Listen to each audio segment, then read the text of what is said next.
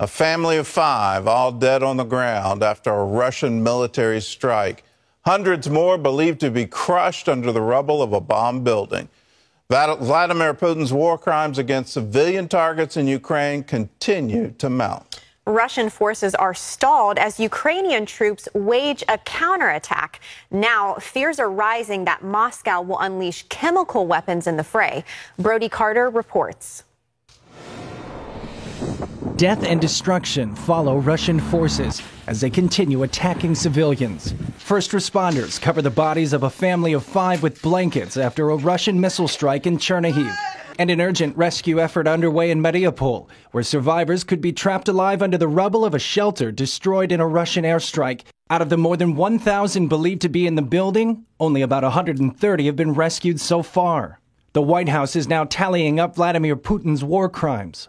President Biden said that, in his opinion, war crimes have been committed in Ukraine. Personally, I agree. Intentionally targeting civilians is a war crime.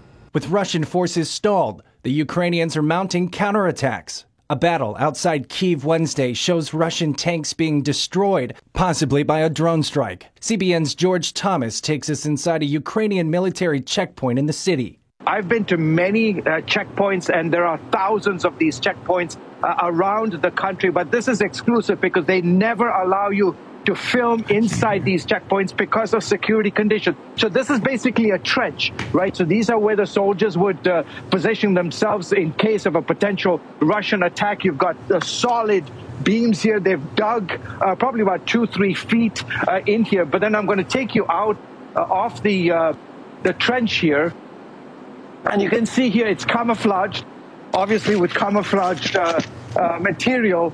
And then this is kind of like a life here. You've got somebody on this side who is cutting wood because it's so cold during the evening times. They cut the wood on this side, and then all the soldiers would be sleeping in these quarters. And then they come and cook. They cook their food.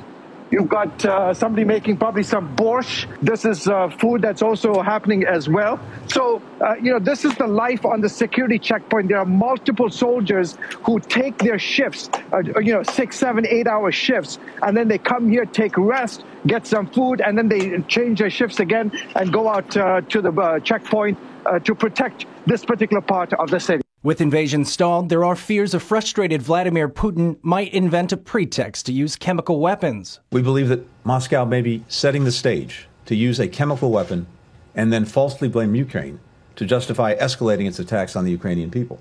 Putin is said to be isolated and frustrated with the pace of the invasion, compounded by the impact of economic sanctions and internal protests.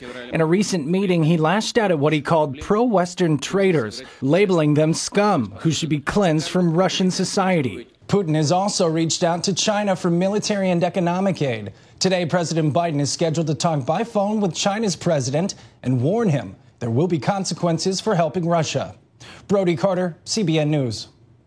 Well, Russia's brutal assault on civilians is forcing millions to flee to neighboring countries. Most of them are women and children whose husbands and fathers stayed behind to fight. Operation Blessing is there, offering help to these exhausted families. Thanks to Operation Blessing donors, we're at the Poland-Ukraine border helping families fleeing the war. This is one mother's story. In February, we were preparing to leave for school. One day, we heard a very loud noise at our window. A rocket flew in front of our house. And we saw something flew by very fast. Then we found out it was Russian rockets from Kharkov. Olena couldn't believe what she was seeing. It's one thing to hear about this. Another thing when you see it with your own eyes. My older daughter did not sleep at night. She was listening. She was scared. For over a week, I couldn't sleep even if I wanted to. Olena knew she had to get away. It was very hard with 3 children. Plus, I'm 8 months pregnant. I decided to flee because how could I give birth in this situation? Thanks to Operation Blessing donors, we're partnering with churches in Poland and helping families like Olena's. They're receiving life-sustaining supplies and finding rest and comfort as they flee the war in Ukraine. I trust God will provide for all our needs. He knows what is best for us. He will provide. That prayer is being answered by you.